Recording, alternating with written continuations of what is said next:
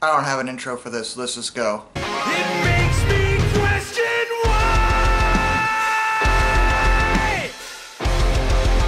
So RE7's funny, because after the debacle of RE6 that I already went over, they took some time to reevaluate their situation. And I mean, I guess I can't blame them for that, because for all intents and purposes, 6 was a mind-numbing disappointment for almost everybody.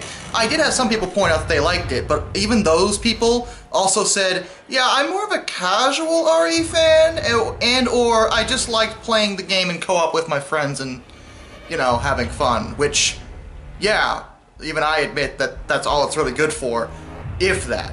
But for serious Resident Evil fans, 6 was just a disaster. It wasn't scary, it took the series in the completely wrong direction, it just ruined everything.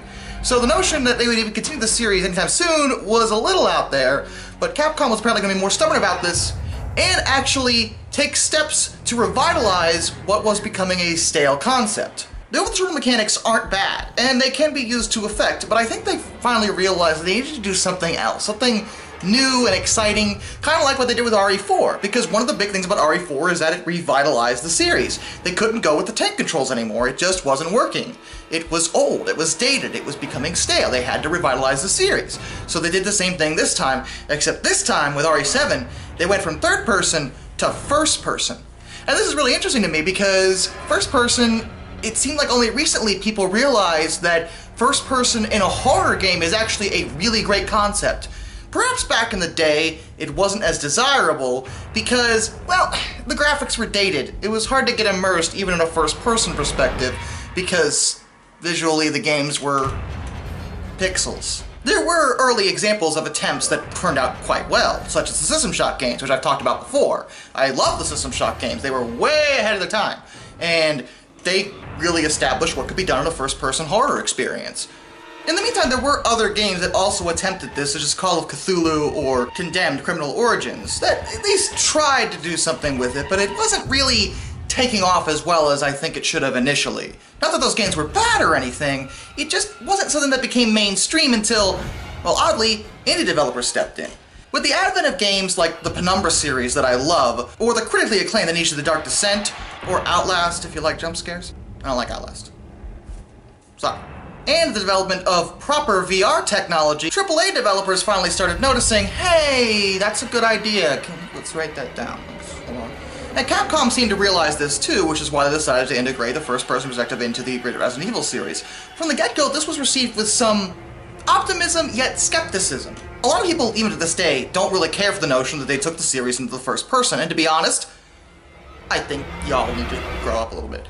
I don't want to come at you guys, I get it, and you know, those games will always be good in their own way, the old ones I mean, but like, the series needed a new direction, it needed something fresh, and I think taking the game into the first-person perspective and immersing you in what was happening was a great idea. And it's not like 7 strays completely from the core concepts of Resident Evil. It still has puzzles, and if anything, it's more like the original Resident Evil on the PlayStation in its execution. You're one person, you're isolated, and you're walking around, in this case an old house, dodging, you know, horrific monsters that you have no explanation for. You have to gather lore as you progress to try to kind of realize what the heck is going on. In order to help you immerse yourself in the situation, they also made the outstandingly great decision of making a new main character who is effectively an everyman. His name is Ethan Winters, and he's just a guy.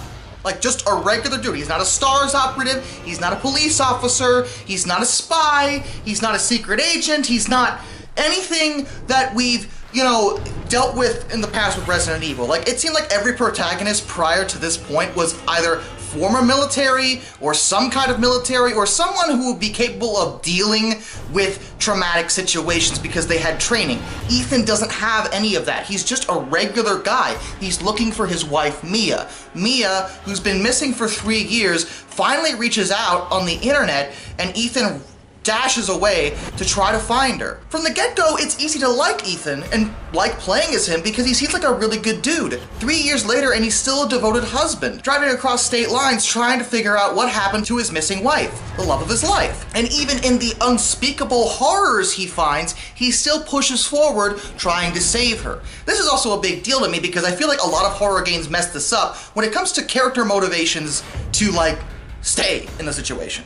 Ethan has tremendous amount of motivation to still be there, because even when he realizes that some crazy nonsense is happening, it still occurs to him to focus and realize that he can still save his wife if he braves the traumatic, you know, everything that's going on. Yes, everything that's happening is horrific, but it's his wife. He loves her. He wants to save her. Penumbra handled this really well too by having the main characters search for their missing father. And in the System Shock games, those main characters were effectively trapped in their situations, so they didn't really have much of an option. But in fact, the one I think really messed this up was Outlast, because Outlast you play as news reporter who's just trying to find a story. And really, dude, follow me on this. Like, the first floor, I think, gave you plenty of a friggin' story. Like, you got enough intel. You don't need to... You're gonna keep walking, you're gonna keep going. You gotta keep going deeper. It's really that important to you, okay? So, you're an idiot. That's where we're at. And you might be saying, well, what? A reporter protagonist, you know, can't be done in a game like this? I mean, you like Dead Rising, Darkness. What about Frank West? And yes, Frank West was a reporter just looking for a story too, but in Frank's case, he was taken there by a helicopter, and that helicopter wasn't coming back for 3 days. He might as well get as much information as he can, because he can't go anywhere else right now anyway. But in Outlast, the dude's like, oh man, this is horrifying, and I'm freaking out. But I can't leave. There's too many jump scares in front of me. I better keep going. I just couldn't get into Outlast because of that, but Resident Evil 7 does not have this problem. You're totally invested in Ethan's motivation. It never, ever occurs to you that, wow, maybe, we should leave now, because you totally get why Ethan will want to stick around. As for the main setting, well, it's a bayou, effectively. I think it's in Louisiana. I want to say that would make sense, but I'm not 100% on that. Either way, it's a coastal bayou. And much like the original Resident Evil was kind of based on classic horror films, in its case, Night of the Living Dead, this game seems to channel a different classic horror film, Texas Chainsaw Massacre. Because, I mean, the dinner scene, there's a chainsaw, come on, like the whole idea is that there's crazed, rednecks, I guess I could say, that are just out there, and they're nuts and they're cannibals, and like it's very reminiscent of Texas Chainsaw, except the lore is nothing like Texas Chainsaw. This is typical Resident Evil because what they tend to do is take things that have worked before but apply the Resident Evil spin on it, in this case, bioweapons. I won't spoil too much of the story because it is legitimately good, but I will say that instead of a virus this time, you're dealing with a mold. And honestly, I think that's also a new, refreshing idea. Viruses are terrifying. We know this. I mean, I think the pandemic kind of revealed that. And even viruses as a concept are terrifying because technically viruses aren't even considered living things, but they still are. They're weird. They're in their own little category. So it's natural to be intimidated by them, and viruses have been used often in science fiction to, cause horrific outbreaks of various different things, including zombies.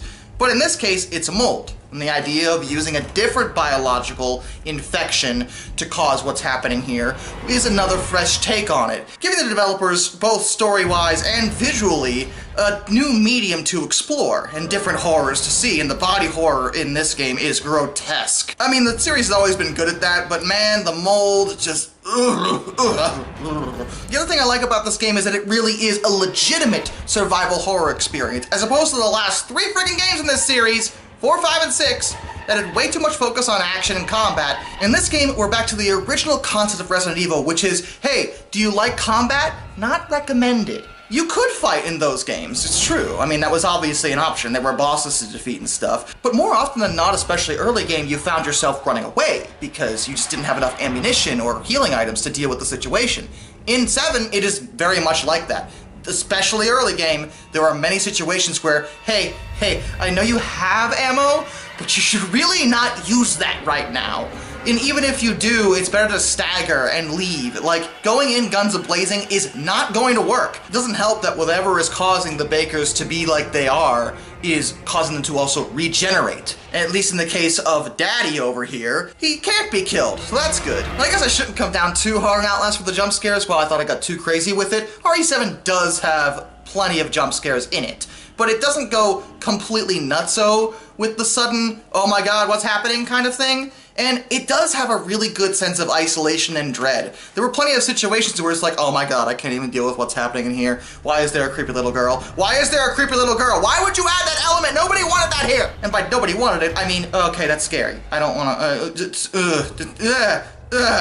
visually the game is stellar. I mean, the series has not looked so good, at least at this point in time. And I think this really hits home how good technology has come. One of the best things about modern gaming is that you can make games that look very, very, very close to real life. And in a first-person horror game, that really helps with immersion, because especially in a VR setting, suddenly you feel like everything in front of you is actually happening, thus upping the fear factor. It's not perfect yet, of course not, but man, it's getting there, and 7 really showcases that. Sound design is excellent, and voice acting is top-notch. I can't complain about that. And as for the control and inventory, well, it's very, very similar to old-school Resident Evil in terms of different slots you can use.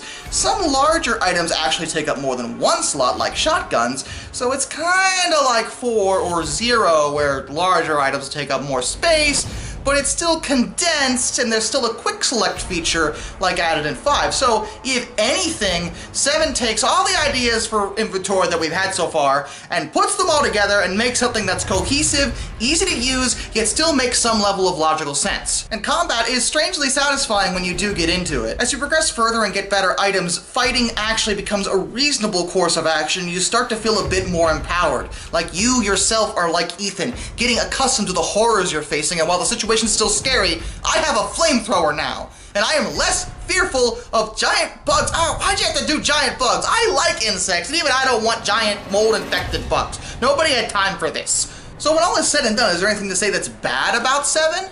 Well, I'm actually having trouble. I really liked RE7. Like, this is one of my best gaming experiences in recent years, if I'm being realistic. It's hard to find things that bothered me, that drove me crazy about it. I guess the only thing I would say that's necessarily bad, in a way, is that I didn't find replay value very high with this one. Once you get all the story elements and play the game once, playing it again, I mean, it's a matter of personal taste if you really want to, you know, run through it over again. For me, because it's more of a survivor game and rather than an action game, and it's so scary, like, going back into it doesn't really have the same appeal. For one thing, I'm ready for most of the scares now because I remember a lot of them, and the fact that I already know where a lot of things are and the solutions to puzzles, I mean, is not really much of a reason to go back through it once you've already done it unless you want to get achievements or something like that, which is normal for a lot of games, but I feel like it's a little harder to replay this one in particular. It's not like with 5 where I could get a new experience by playing with a different person, for example, and suddenly because their, you know, abilities in the game are so much different than the last person I played with, like, it changes the whole experience. Or in the original Resident Evil, there were multiple endings. Although 7 does have multiple endings, it has exactly 2, and 1 is just straight up bad, and I don't know why you never pick it. So, yeah, it's literally just a branch. Like, you literally run into a choice, and you just pick. And if you make the wrong choice, you get the bad ending, and if you make the good choice, you get the good ending, and the endings are, like, completely different and really obvious what you got. So, yeah. Additionally, much like classic Resident Evil, and this is good or bad depending on who you are, the game can be a little cryptic when it comes to what to do. Like, follow me on this, why do a bunch of hillbillies, you know, in the sticks have a bunch of hidden doors that are only unlocked through a shadow puzzle? I mean, this puzzle's really cool, and I really like the mechanic, and I think it's great, but what? Like, at least with the Umbrella Mansion, the explanation was that Dr. Oswald Spencer was, like, super eccentric and wanted his mansion to be as insane as possible to avoid any kind of intruders at any point in any time, which is why everything makes no sense. But here, this is supposed to be just a regular house, and the front door is locked with 3 dog heads? Why would you do... huh? And for living out in the bayou, these guys were doing well. They have multiple structures and a pretty substantial amount of property. Though admittedly, if you look back on it and know more about the story, you realize that you can kind of sympathize with your enemies in this situation. There's only really one bad person, and even she isn't genuinely evil. She's just never had a chance to be anything else. And as for the Bakers, the only reason they wound up here is because they were trying to do a good thing. Prior to their infection, these were good people, and now they're horrific cannibals. So if anything, that adds more of a traumatic issue to the game, because now you realize you're fighting a family of mostly good people, except one dude, you'll find out, that were just, you know, turned into monsters. I mean, if anything, it's more sympathetic for the situation than the original Resident Evil, because in the original Resident Evil, all the zombies you fought, for the most part, with the exception of Infected Stars operatives, were Umbrella employees who knew damn well what they were doing, conducting horrific human experiments and stuff. So, you know, they kind of asked for it, so it's a little hard to feel bad for them. But here, this is just an innocent family, just trying to make do and, you know, do the best they can. And because they were being nice, they paid for it. Kind of depressing. It is kind of a bleak game sometimes. Though much like most Resident Evil games, the endings are pretty uplifting, and this one is no exception. Although apparently 8's about to ruin it, and I hope they don't do what they're pretending they're doing, because it alarms me. But, I mean, we'll find out. I'm still excited for 8, but now we're at 7, so where do we go from here? You guys have already asked me to review a bunch of stuff, but I think I know what I'm going to do next, because I still have time before 8 comes out. I got time. I like how this turned into me doing effectively a Resident Evil retrospective, just reviewing all the main series games. Like, I didn't even mean to do that when I put down 4. It's just, with 8 coming out, and playing through 4, and then wanting to play 5, and then wanting to play, well, I didn't want to play 6, but, you know, wanting to play the other ones, it just kind of worked out. So I hope you guys have been enjoying it. There's going to be more Resident Evil to come. And till next time, this is Darkness, and I bid you all a fond farewell.